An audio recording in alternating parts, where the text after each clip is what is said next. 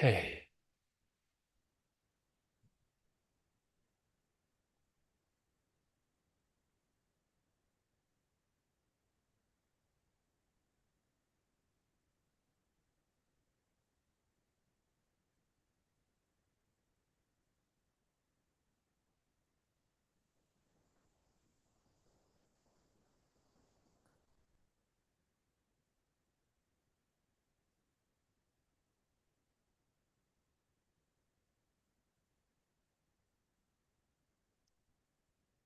Also, did you see that Phil Nugent from Colorado AI News posted about the webinar?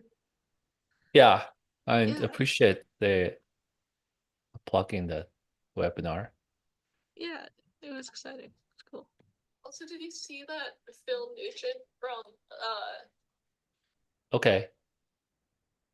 Colorado AI News? Seems like the live streaming is working.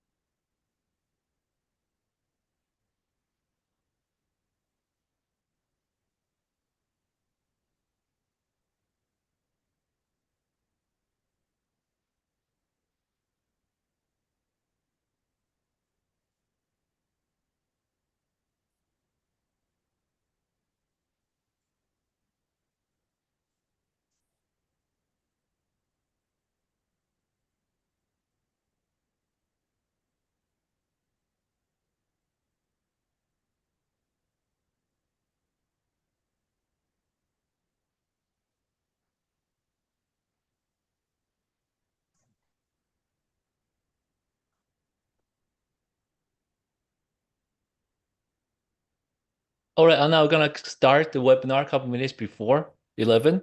Mhm. Okay, sounds good.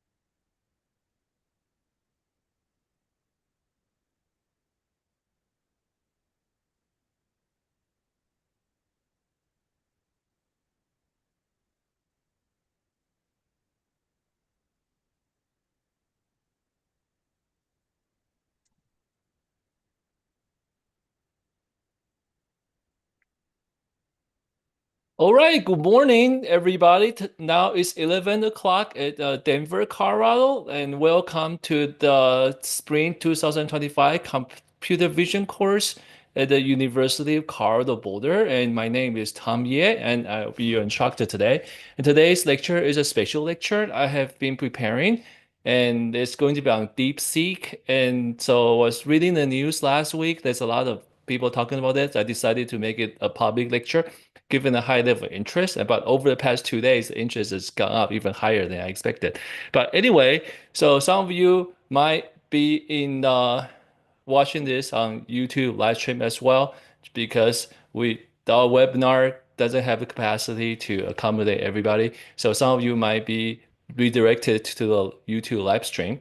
And today I am glad that I have assistance from Anna, who is my TA for this course for several semesters, and she will be fielding questions at the Q&A feature while I'm focusing on the lecture itself. And I have two other students, Milton and Nolan. They will be monitoring the live chat on YouTube, so you can ask questions there as well. And if I have time at the end, I will pick some questions has not been addressed, but they were committed to answering all of your questions afterward. And we'll go through all the questions and provide answers to your questions. So feel free to ask questions along the way. And today, my focus is going to be on the inner working of DeepSeek, on the more like inside the black box. There's plenty of commentary out there about how what it can do and what kind of benchmark result is being able to achieve. So although I have my opinions, but I will not answer questions today about, well, like stock market prediction or how closer we are to AGI and so on. All right, so I'm going to focus on this spreadsheet right in front of you. And my goal is that by the end of today's lecture, uh, you will be able to feel comfortable going through this yourself and being able to even implement what all the different components we're going to see today and have a pretty solid foundation knowledge of how transformer works and also some of the new innovation that introduced by DeepSeek and such as multi-head latent attention and also the mixture of expert the algorithm, and you have a bit better understanding of that. All right. So before I start, I would like to encourage you to go to this website by -hand.ai/GitHub, because a lot of people ask for not GitHub, and you'll be able to find link to this very document. I already sent this out to many of you, but if you have not been checking your emails, you might have not received this. So I usually encourage my students to have a copy of this on their local computer, so you could follow along if you want to. You can also sit back and watch. I decided to share the recording. It might take us a while to edit it. So you have bear with us while we're editing the recording, but we'll eventually share it. And you'll be able to follow this and review some of the content and try to replicate what I'm going to show you today. So anyway, so this is the quick overview of what I plan to do and what I wish I can accomplish. I just delete this. So for now, I'm going to focus on this. All right. So first, I would like to provide a roadmap of what we'd like to achieve today. And so this is the model, simplified DeepSeek I developed for the purpose of understanding how the algorithm work, also be able to teach in my class. And so today I'm going to take you from input and on top up here and going down first, going down to talk about one of the head in the attention mechanism. And I'm going to show you how we add another head. It becomes a multi-head attention mechanism. And how to add another head. Now I have three heads, how we could concatenate the output from these three heads into one place, and how we would run the output projection step in order to bring each the hidden token back into the same dimension. And then we'll feed that into the feed forward network layer. And we're initially going to look at just one expert, and there one feed forward network as in the original transformer architecture. I'm going to show you what happened. We have another expert. What happened? We have a third expert, and so on, fourth expert. How we can mix them together and produce our final output of this model, and go back to talk about the router. How would routers uh, be used to decide which expert to use for a particular given input? Okay, so this is like overall roadmap that I'd like to go through. It's pretty ambitious, but I would like to build this live in front of you. Hope you could follow this as we go, and I'll make my commentary as I go, as I am teaching in my own class. That's how it's going to happen, how things gonna work. All right. So let's start with input. We're gonna zoom into 100% all the way to the top. So input to the model, like the DeepSeek is based on transformer architecture, is that you will have a series of tokens where each token corresponds to a word in the sentence. There's some process called embedding that return a word into a token. So today we're not gonna go too deep on that process, but we'll just like to take the input as a given. It's going to be so let me use this word. What I like to do is I would use this color to just to remind me that input, I have this input 1, 2, 3, 4, 5. I have 5 tokens. I just like to draw this as an exercise to remind me that if I use this representation, my input is actually a column vector. I have 6 of them. Each one, I have 5 numbers. 6 token. Each token is 5 number. And you might heard of the word called model size. When you're trying to implement deep learning model, transformer model, you can pick the model size or hidden dimension size. In this case, the model size here is 5, and the term context length here is actually 6. They're very simple examples. And okay, it's actually, I think okay, here, now you can see it a bit more clearly. Is that right? Okay, 5 and 6. Okay, and then, so I'm going to bring all the way down to the first head. But before I do that, I would like to just hide this part a little bit. This is the positional encoding and also the latent. There's a bit more advanced stuff we're gonna talk about. But before I do that, I'm just gonna hide all this. How can I hide all this? Okay, I'll select all this section from row 12 to here. I'm going to hide this. All right. So if I hide this, you can see in this more clear. We have an input. We're trying to feed it into the first attention head. But I would like to start with the value vector. You might heard of this query key value in the particular attention mechanism. So I was focused on value first. Now you're gonna know what I meant when I try to do that. So I'm gonna use this color again, maybe use this color. Okay. So there are some mechanisms that we could convert a 5 value into a shorter vector. In this case, I can have 4. 1, 2, 3, 4, 1, 2, 3, 4, 1, 2, 3, 4, 1, 2, 3, 4. I'm just for 1, 2, 3, 4. I'm gonna come back to talk about what's going on here.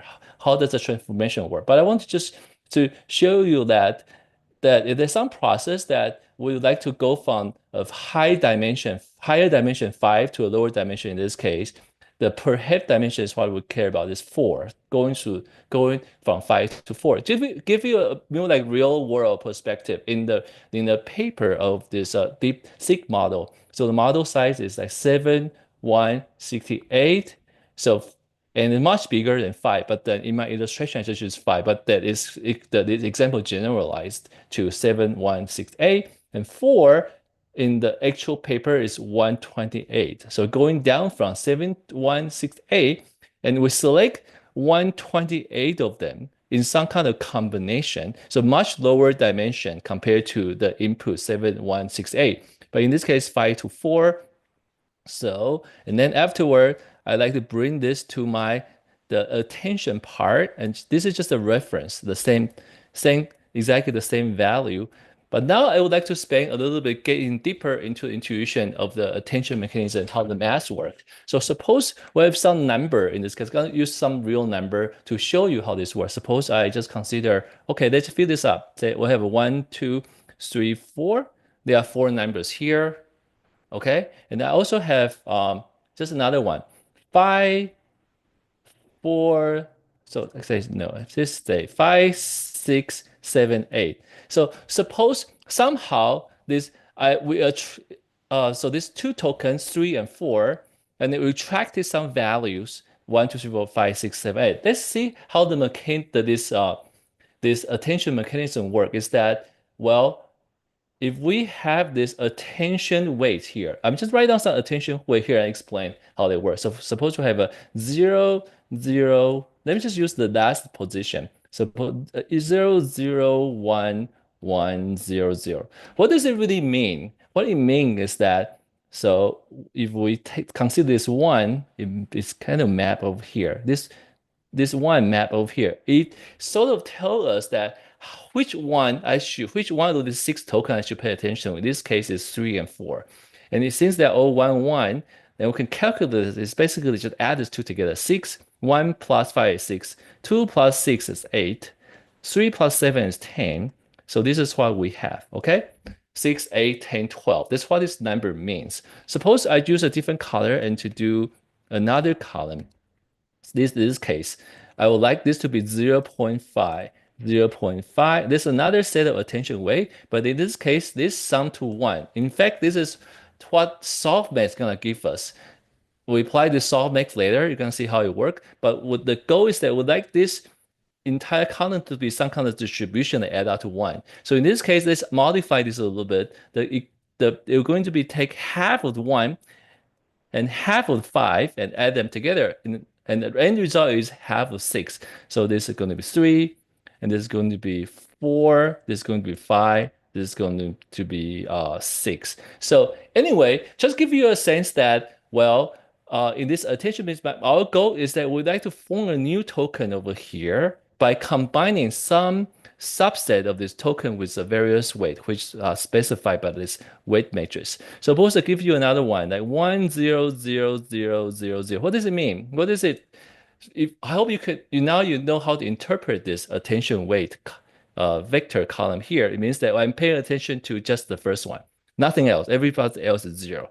What if we have something like 0, 2, 0, 2, 0, 2, 0, 2, 0, 2, and then that's 1, 0? It means that I'm paying attention to 1, 2, 3, 4, 5, which is 1, 2, 3, 4, 5 here, equally 20% each over 5 of them, but nothing to the end.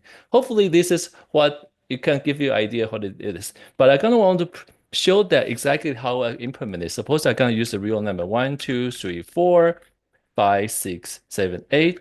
I'd like to show you that if I put 0, 0, 1, 1, 0, 0 over here, in order to reproduce the calculation I have for the last position, 6, 8, 10, 12, all I have to do is to do a matrix multiplication, which is, maybe just put some random number here. 0, 0. So I can ignore this. Okay.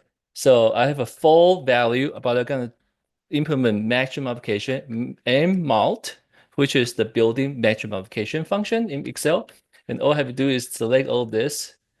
And then I go up and select just first row because our first column, I only pay attention to the first column right now.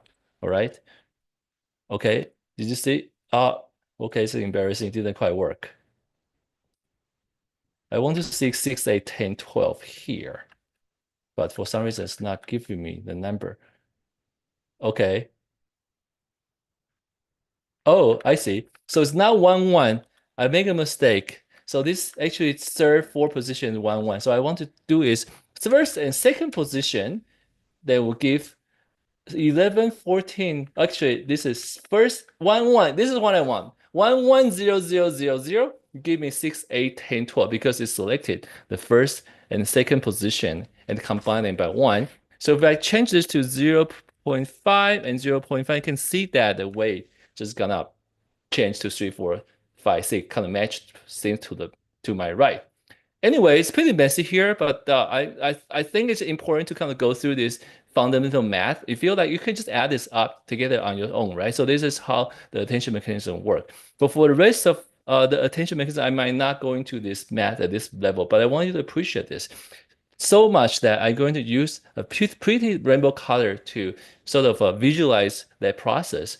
So suppose I have this is what I want to derive, and it comes from this attention way here and this attention way here. Kind of pretty, right? It's almost another thing to think about is that in order to derive this new token, I'm going to pop this up to the top, following the rainbow, and pop another one because we have two attention weight over here and drop down a new token. That's combination of the two.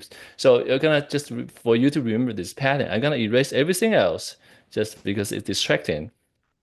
But I'm going to just leave this rainbow over here to to appreciate this. Okay, because just I have so later on when we go down to the mixture of expert layer, when we talk about fast forward and feed forward network, you're gonna see this rainbow again, but in the opposite direction, in the other 90-degree, kind of in a different orientation. And then you study to understand why we need a attention layer and feed forward layer. Each one combines your features in a different orientation. We're gonna become clear once I got to that part. All right. So let's come back here to the values, tracing back to this value. Where does value come from? So value want to come from this input. So right now I'm gonna just drop some input in. I just kind of type some random number in, and type a lot of 0 first, and then this is I'm just randomly generate some input as an example. Okay, so I don't even know whether it will work, but just gonna just type some random number as I go. No, I don't want 8. 8 too big. Okay, maybe here. So this is the input. So I have this 5 by 6 matrix. I like to become drop down to 5 dimensions.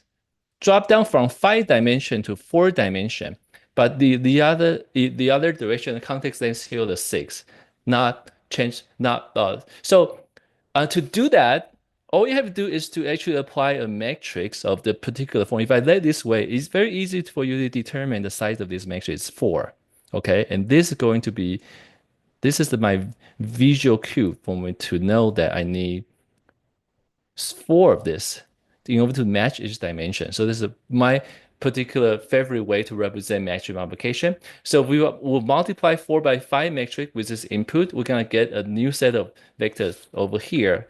So that's how the linear projection work. So to show that, I'm going to also type in bunch of random weight.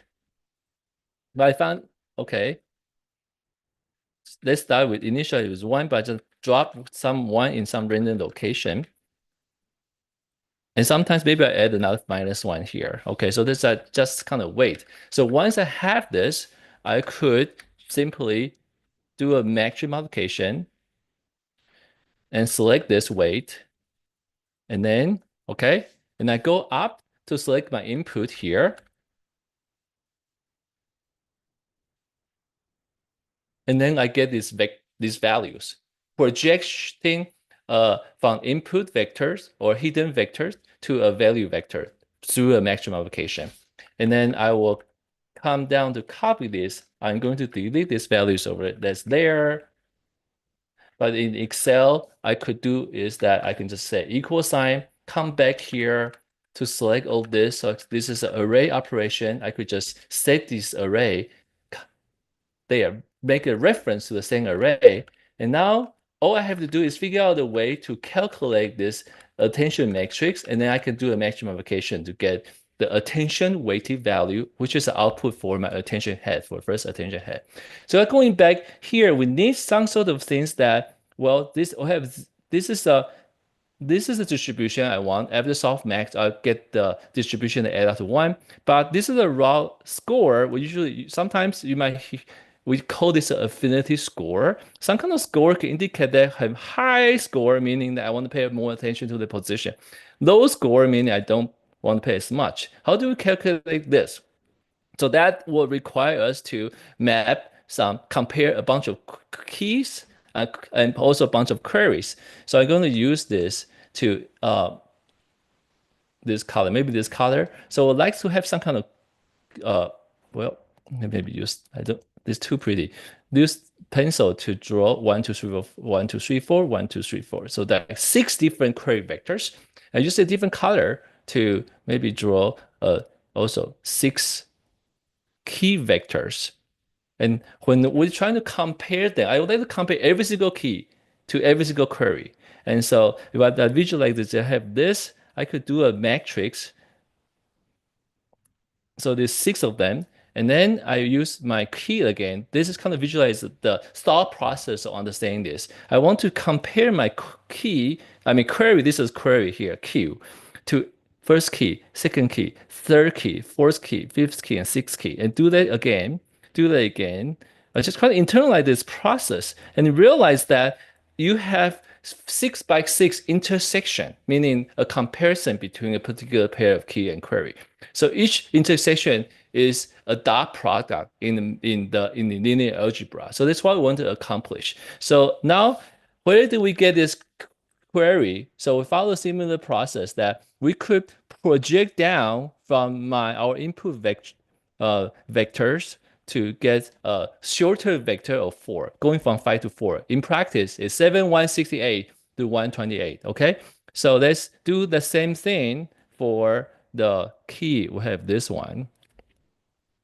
So my goal is to have something like this. The key will come over here, and then we'll have some quick query come back over here. And then we take the dot product between every single pair of key and query. Then we get this and run softmax on it, and we can get our attention matrix. So that's the goal. So we can repeat this linear transformation. So I could copy my way here just for convenience. I copy this way and move out to the top and copy this again so that they are same shape.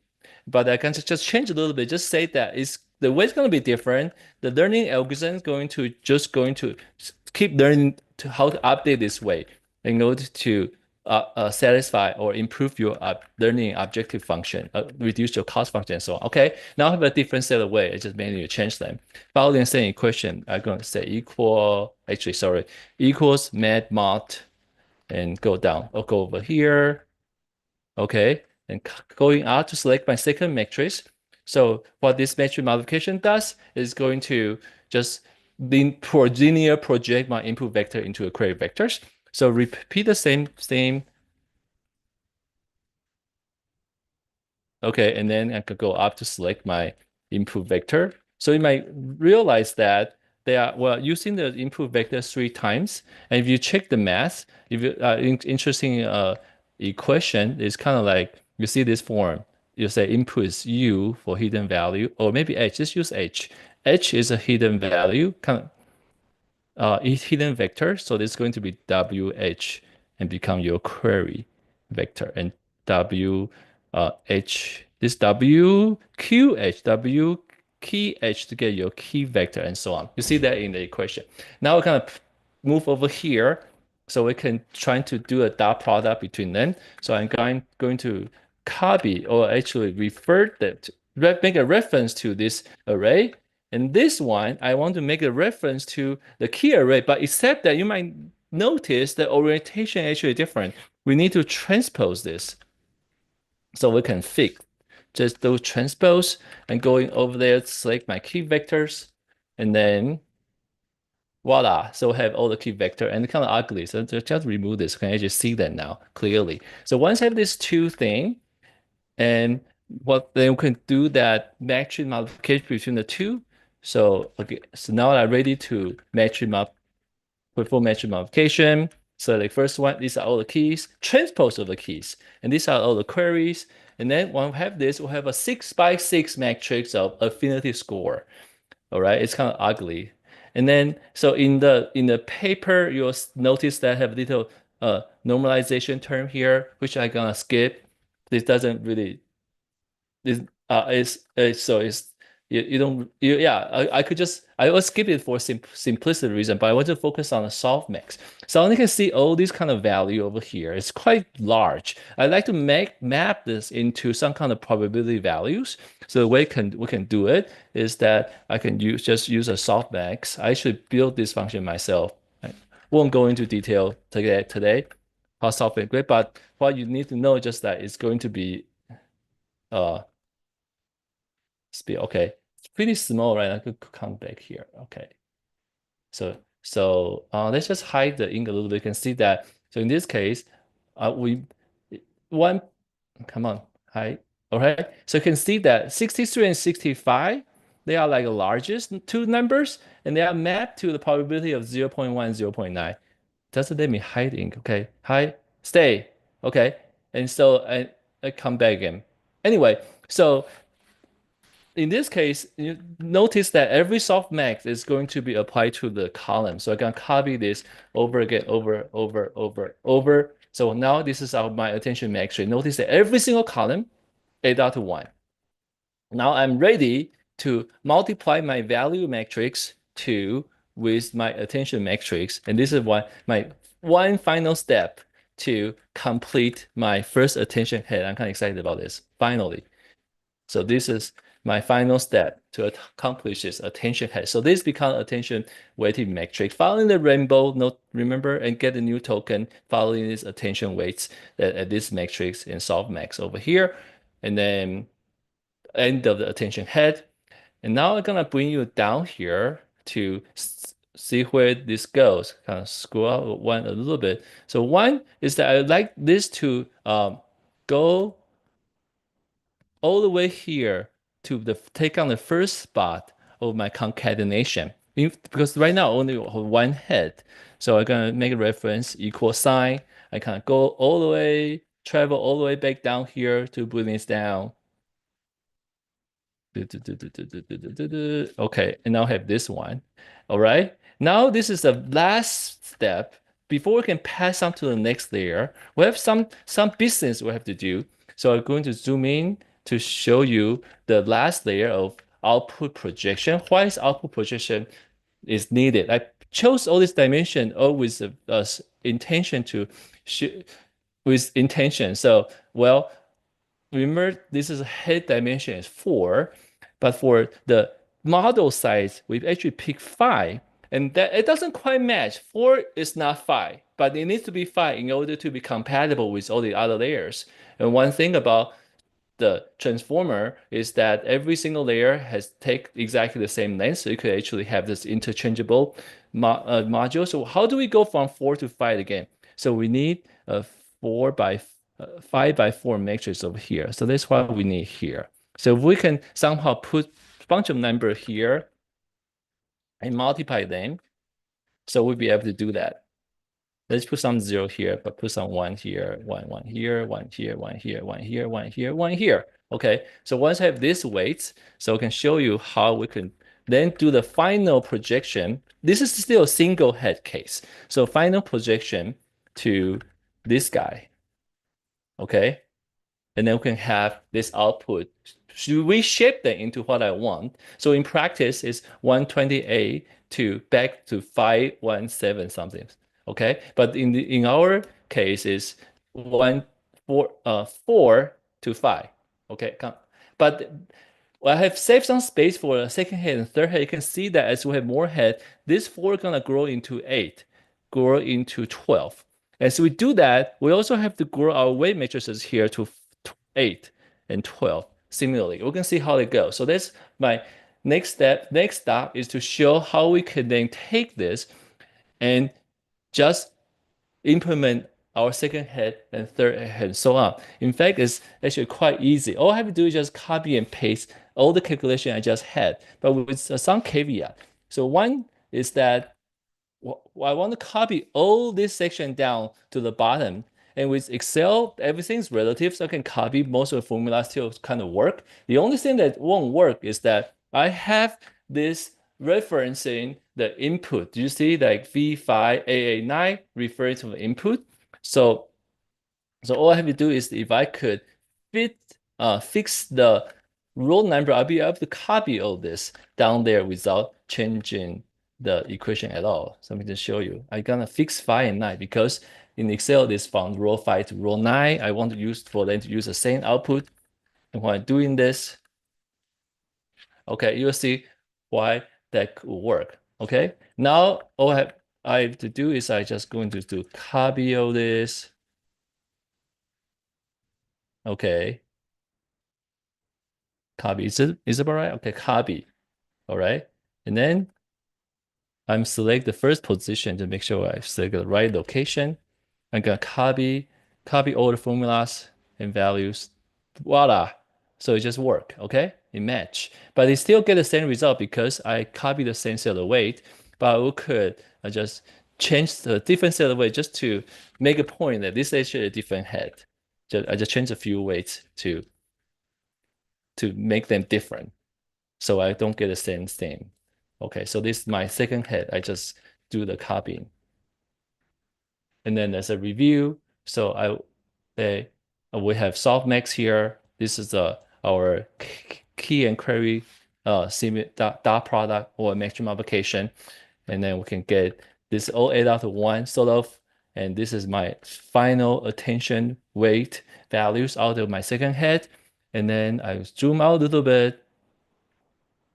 So I would like to do is then bring this to down here to my second output as well. I mean, second output, so I'm going to select here and equal, come back up here.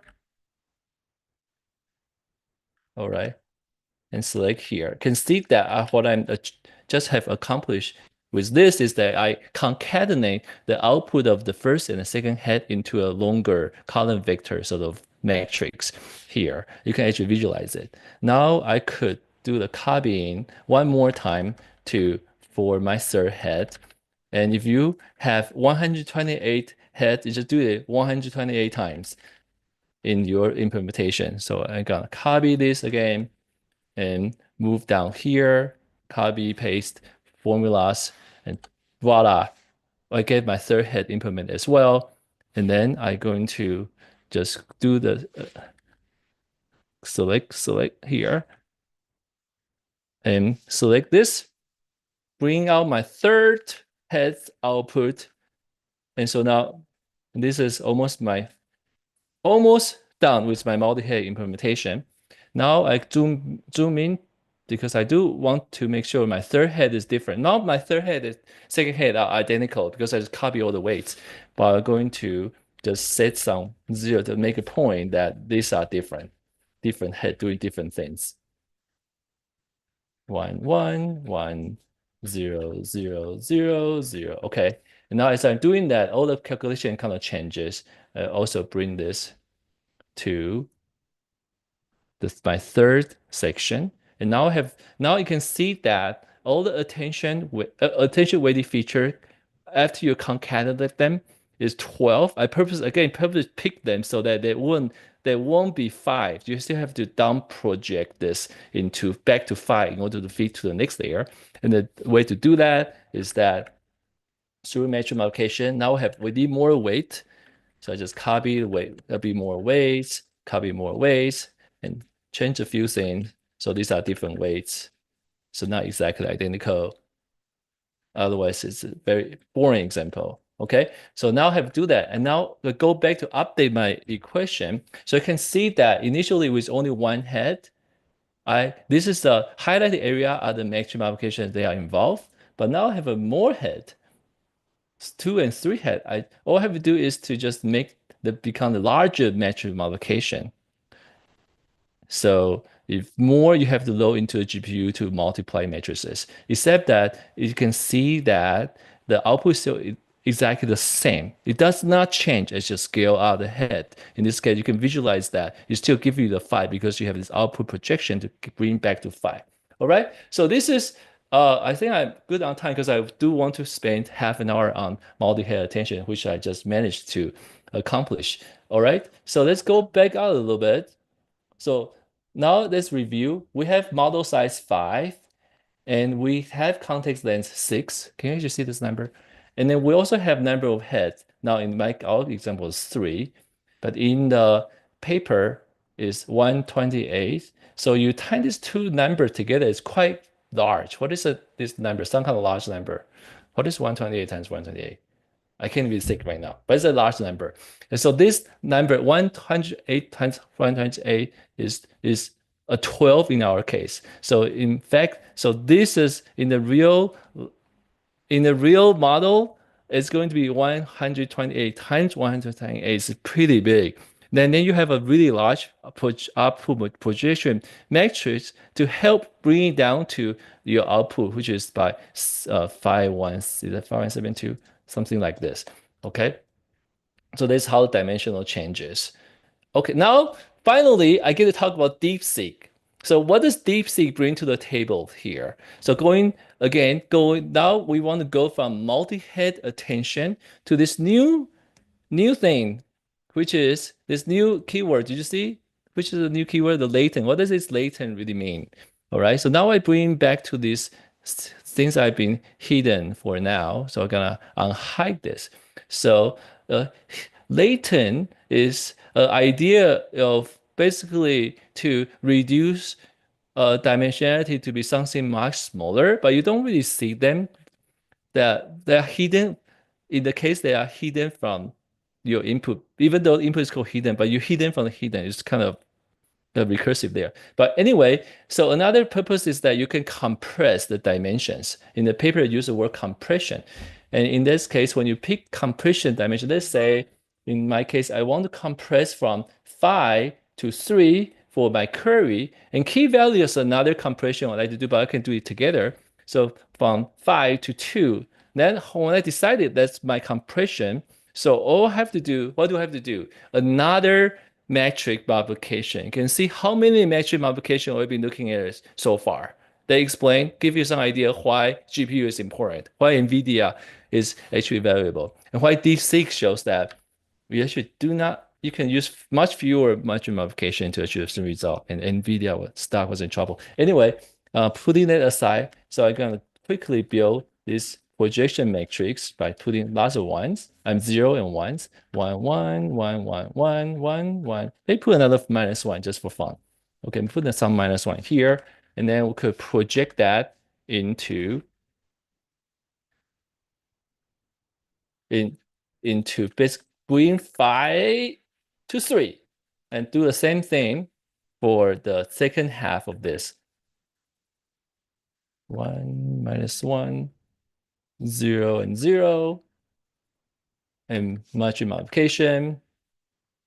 One more time, matrix multiplication, and first matrix, this weight, second matrix, this input vectors. All right, so now I have just compressed this in the equation. In the paper, you will see that they just have this similar like W dq times H and get this C on the C, T, and Q, and T basically all the token position, 6 of them. So I have 6 of that. So there's compression. But then for now, you may be wondering why I'm doing this. What is the benefit of doing this? The benefit becomes clear when you're trying to update the way that you run attention, multi-head attention. Maybe it's a good point to good opportunity to actually take a stop, because now I'm gonna make some major change.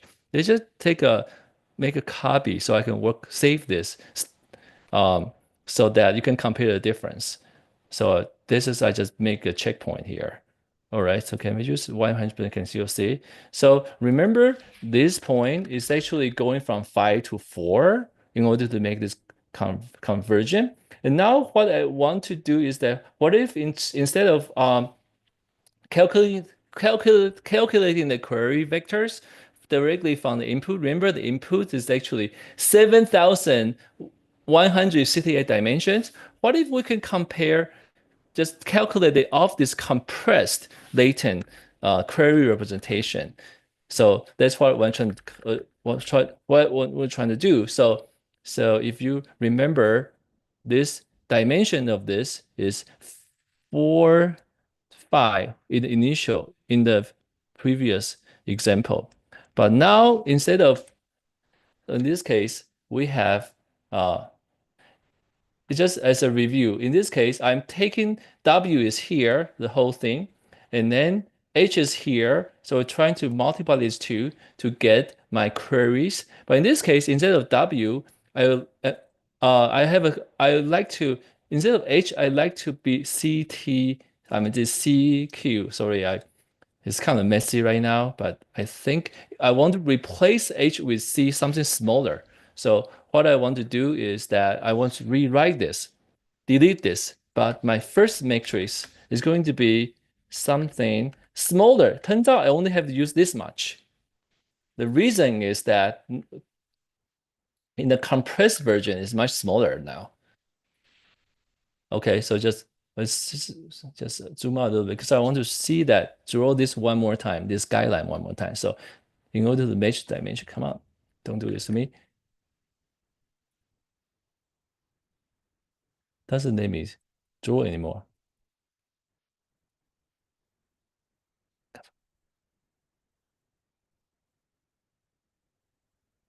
All right,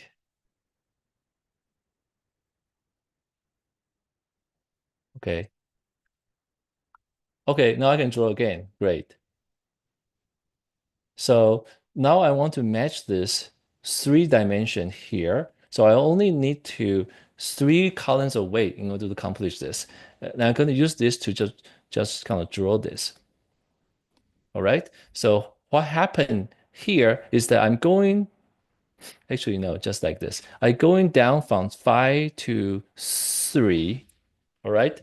So I can use much fewer weights, 60% reduction of weights for my head. And that's what the this latent attention head is able to accomplish. And for key value part, it only need 2. So if I update this, the calculation for my key,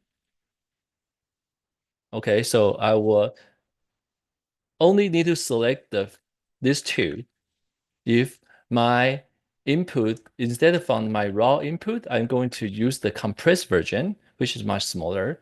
So I can still get this. And then I'm going to just hide this, hide this, hide this, hide this, hide this. And then we can do the same thing for the value as well. So delete this.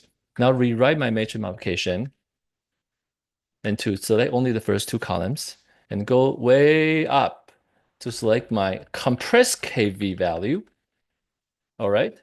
Now, if you check all the rest of the multi-head, this head, we did not change anything else other than the fact that we have much fewer ways to train for each head. And you may remember in the well, earlier I talked about there are 128 heads. So the reduction is quite significant, over 128 heads. They all get reduced in this way.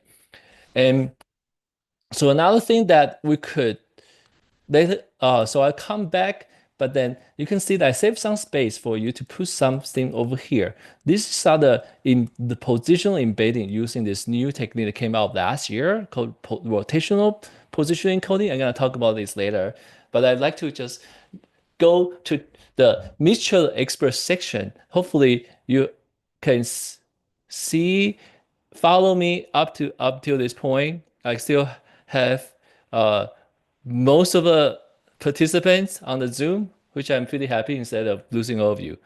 So I still have most of you still here and also on Zoom. Hopefully this is you're following along.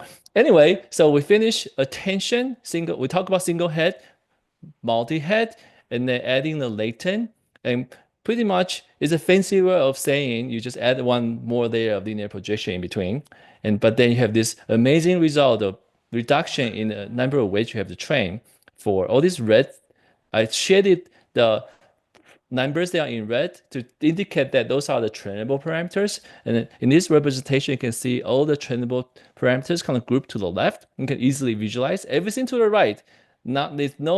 It's not being painted in red. You can see that these are all calculated values. They just require memory, but they also are not trainable. They don't need to train them. So this is a pretty neat representation for you to analyze what are the trainable parameters, what are not. Now we're going to talk about matrix of expert. So I'm going to bring back to 100%. So scroll down a little bit to this part. So, and similar than before, I would like to hide something I don't have to talk about right away.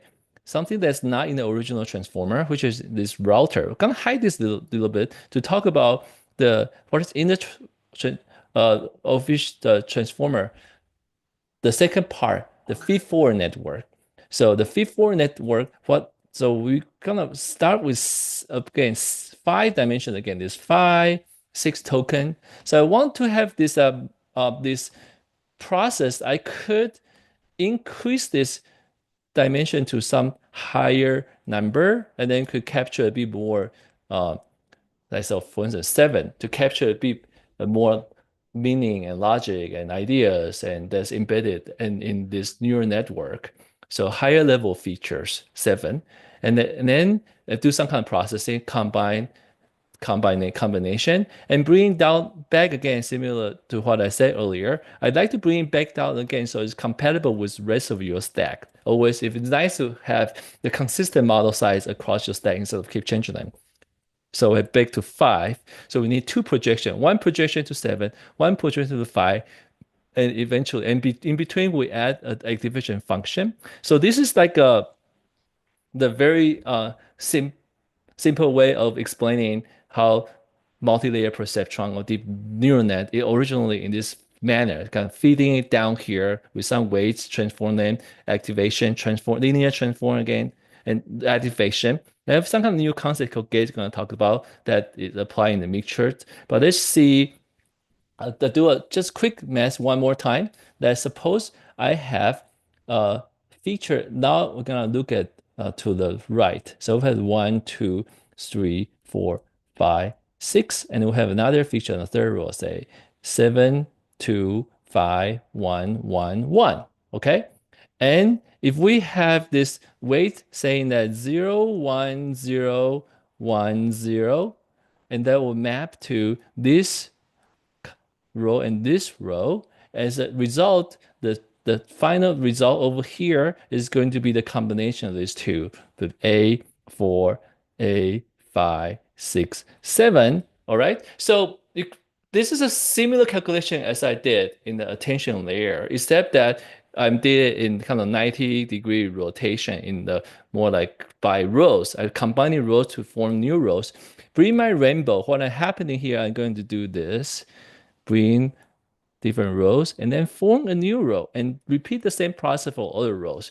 And then we zoom out again and can see pretty cool. You can now this is when you can actually see that if you compare the process of this mixture expert of feed-forward network layer and also the attention layer, and you can see that they are just trying to do combining some data to form new data, except in 2 different directions.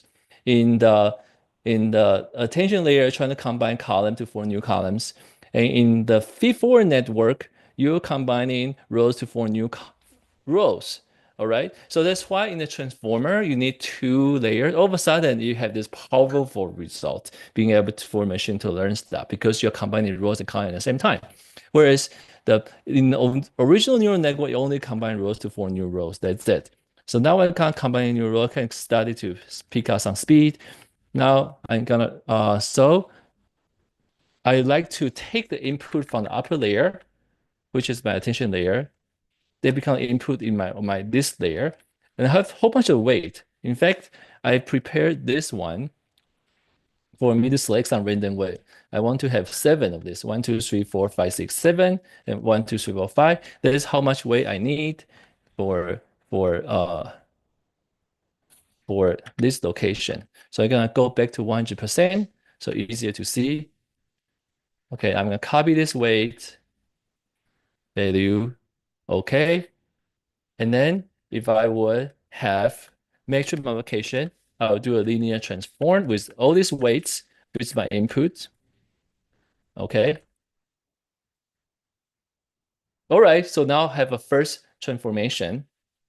And if you want to add bias to it, suppose there's some bias, you're gonna divide some few things. -1, -5, -2, like this. Okay. And then so I have this like little trick of adding this 1 here. So if we add this 1 here, I have an extra row augment to this. So all I have to do is if I could expand the measurement multiplication to include this new extra row and column, they will achieve the same purpose of adding the bias. So now adding bias, you can see if I change to 0, the thing starts to increase by 1 by 1. This is how the bias then is being introduced. So I want to just introduce to something like 25 and something like 15. So I have some negative numbers and maybe -20 here. Okay. All right. So this is what the first layer of this V4 network can be implemented. And then now I will introduce the activation layer ReLU function. So if I would just take this and just copy them as if I didn't do anything, apply not just like identity function, I get exactly the same. But for a ReLU is basically I want to just eliminate all the negative value and reset it to 0. So that's why I will compute ReLU by hand, find all the negative value and just to make it 0 and then leave everything else. And so now I'm gonna write the actual code to do ReLU, have a ReLU function built in as well for my example. So I select the entire region of value. So this ReLU, you can see everything that used to be negative with ReLU is 0, which matches the result I did by hand. And now I would like to just apply the same thing again, but in this case, we have 7, 5, and 1. So there's a dimension. And to reverse the process would be 7, 5, 7, 1 to reverse this process. And I go to my random number generator by hand. So this is my random number.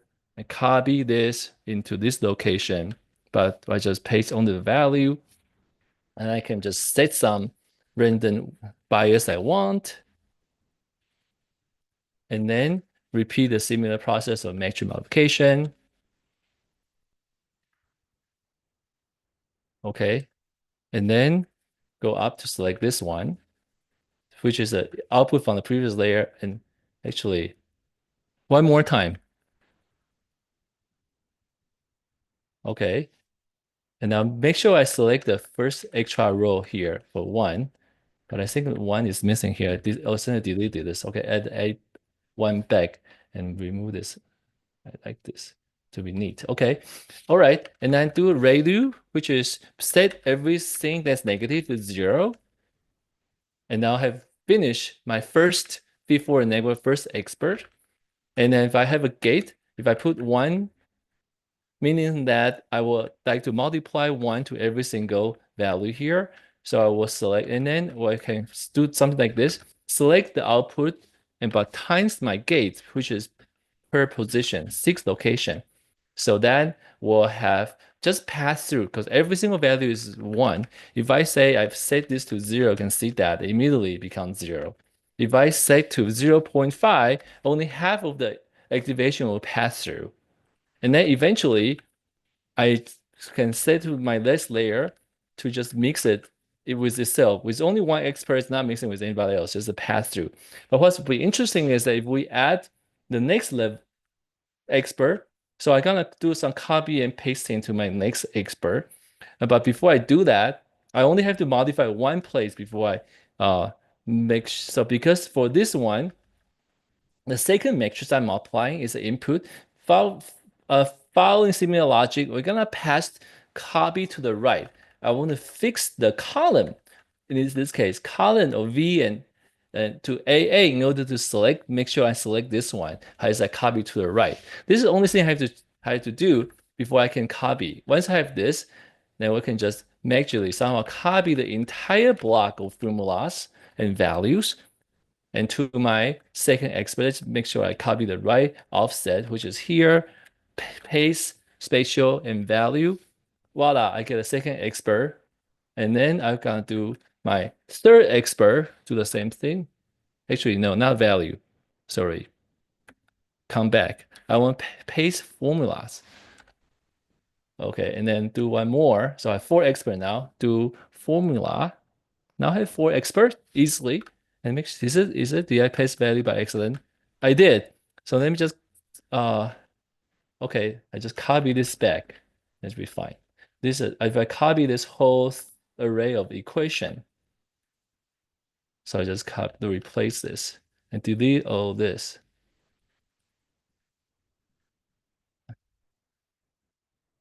Let's delete this one by one. Copy again.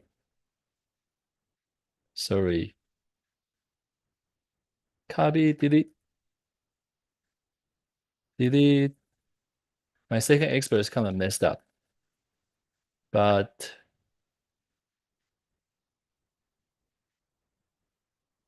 okay, now I delete them. I want to copy my formula maybe to the third expert. I can copy the same formula because I share the same formula, same pattern of multi-layer perceptron. And I copy formula, done. All right. Now they are exactly the same. Again, because I have the same way, but if I just quickly change a few things, then they will be different. Okay, change a few things, just change a few things, but uh, of course, in real application, they will be this will be very different. The idea is that each this multi-layer perceptron will just kind of pick up some particular pattern, particular ability, and then you will decide which one you should pass in. So now what we're going to do is that suppose I start by every step for expert, and this is kind of tell me which token are being passed through, be using the expert. So suppose this first expert, if this is one, meaning that every single token will use for expert number one. So for expert number two here, say E2. So if I have something like this, it means that the second expert only is applicable to the first and second and third location and so on. So I have this four expert, and then but the gate value kind of just hard code the gate value. In this case, I have maybe use 0, 0, 0, and for that one, I just do this. That's how I would assign the different gate value for each expert. And you can see the first expert is one in all location. Another way to think about it is that every single token would have to use this expert. So the expert number one is a common shared expert among all the different different tokens. Whereas expert two used by half of the token, expert three used by half of the token, and expert four used by 40% of the token, and so on.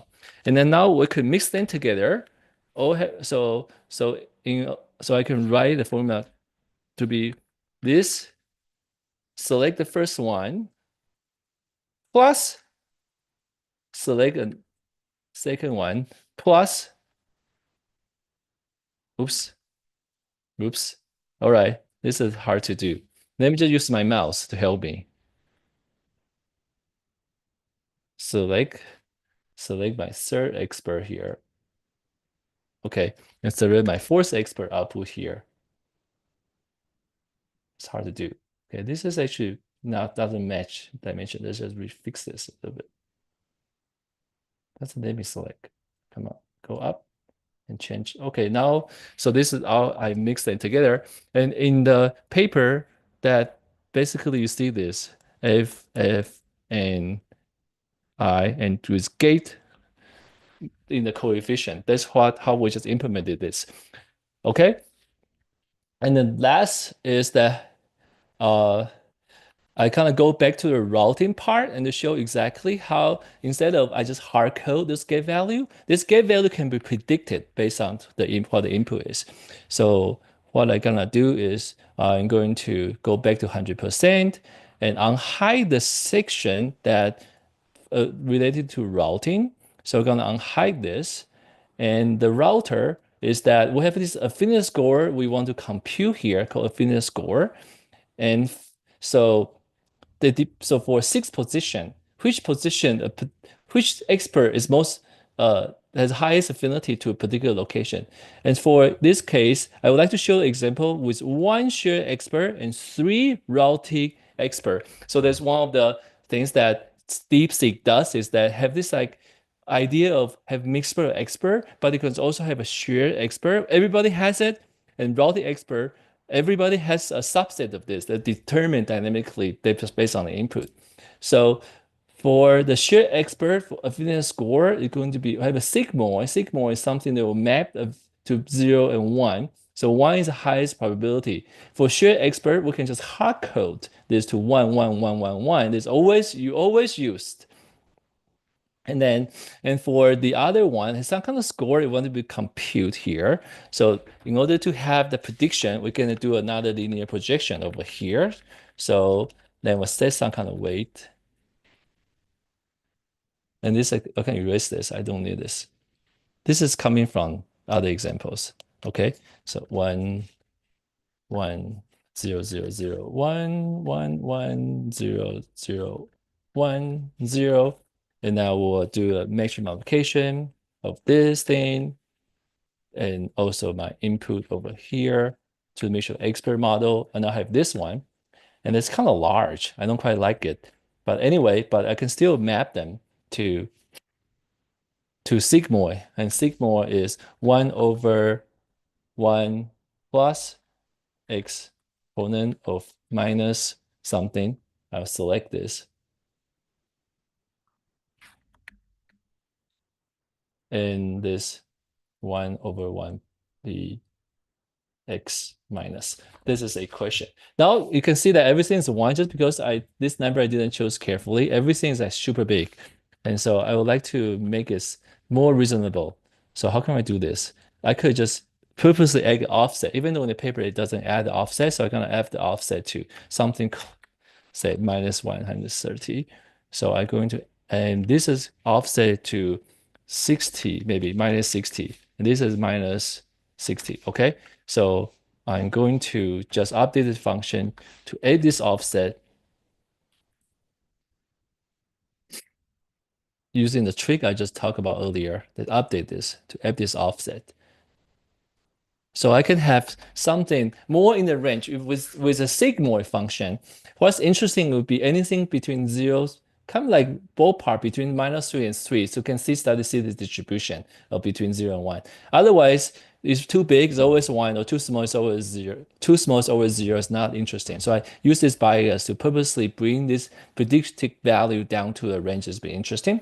So once I have this affinity score, these are predicted. So I can sort them by affinity score, or if I want to sort them, store each one, sort by each column, sort them. Okay, and then ascending, descending, -1 descending, and I have this. I forgot to put 1 into the actual here. This one, I hard-coded 1 and copy all the sort. So you could see in this case, this is still super big. I don't know why here. Something wrong here. But anyway, so 0, 0 is it means like it seems like this X is not nobody. Second token is not selecting any expert. It's only going to be use the first expert here. So what I want to do now is to pick only the top 3 here. So the number 3 is here. This is rank 3 after I sorted it. So if I would go back to take my affinity score and check that if my affinity score greater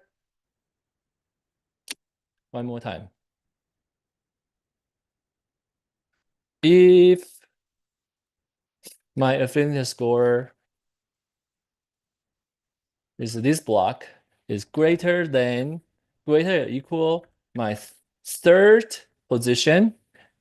If so, I use the same affinity score. If not, it's 0. So this is the logic here. Then you can study to see that now I only pick top 3. Every single column is only selecting 3 expert. Every single column is 1 position. Every position select only 3 expert. 1 share across, and 2 selected out of the other 2. So once we have that, I could replace my hard-coded get value with the rule I have here. So using references, I just equal here, come on, equal something. I select this. Okay, now I just select the value equal here.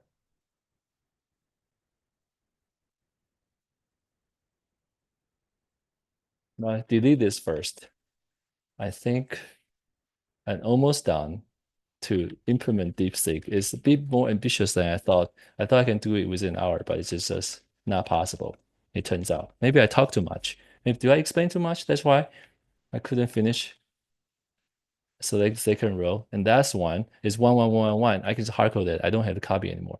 And now you can see that is being weighted differently, and it's being set to 0 because the second expert not applicable to our second and sixth positions.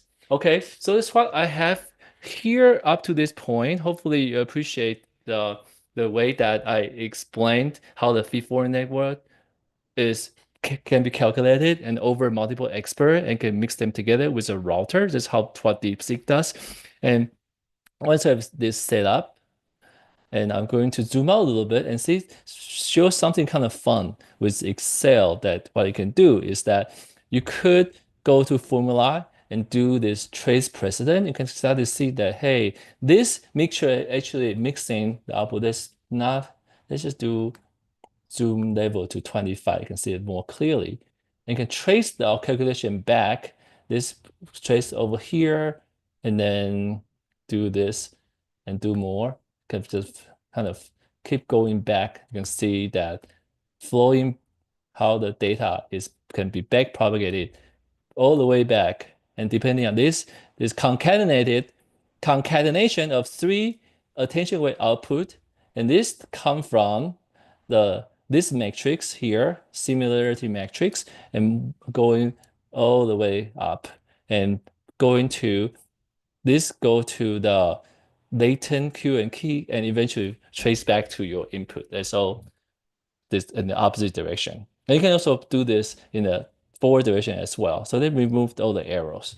Okay, so this is like a major innovation that is, as you can see in the DeepSeek. Hopefully, I think, in my opinion, I guess that a lot of this new ability to be able to train very quickly came from the fact that there's a huge reduction in the number of trainable weights in the multi-layer, multi-head attention. You can visualize here, there's actually quite a reduction while being able to preserve the learnability from the data.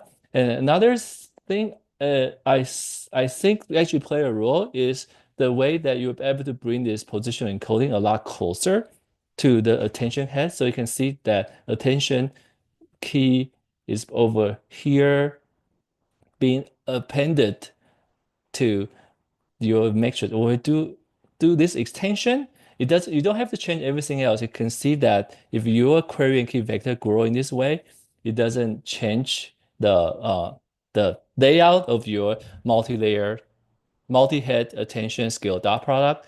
And that if you have seen the transformer paper, the original positional encoding is actually outside of your encoded block and it was being applied to the input right in the beginning. But where in this case is inside the attention block, meaning that this block that can produce these two things, but this happened at every single layer. They are could have how many layers?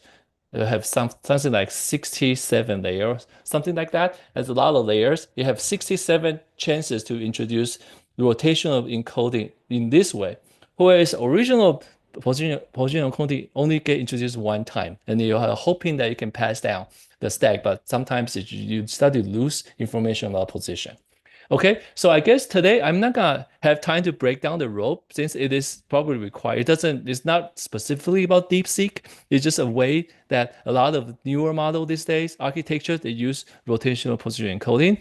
Do have exercises I'll share in some other method, in other manner for you to get into rope if you want to, but not today. So I hope that I kept the promise of going through DeepSeek, focusing on two most important architectural component, which is the multi-head data intention and also the mutual expert being able to use shared and routing expert in the same architecture. Okay, so well, it took me 70 minutes to go through all this, and I hope that you learned something from me today. And so I probably don't have time to take questions since it's already getting pretty long over time for the today's lecture. But Anna, myself, Milton, Nolan, and different our TAs, we're trying to get back to the question. We get tons of questions from online, also from our webinar, Zoom webinar. And thank you so much for listening. And so we're trying to follow up by sharing this my sketch after we clean out a little bit. But then also I would like to use this opportunity to challenge you to watch a recording and see whether you can replicate this Excel sheet. I might share this a little bit later so you could have time to try to watch the video. And I actually have 3 copies of our deep learning math workbook as a prizes. If you somehow manage to reproduce my calculation today, if you email me, first 3 that managed to do that, I would like to give you a copy of this the deep learning math. You have 300 puzzles you can solve to really get a strong foundation understanding of deep learning math. Okay, so this is all I have, and thank you so much for listening. And well, I should bring my camera back. You can see me and say a proper goodbye. All right, thank you for listening. I'll see you next time.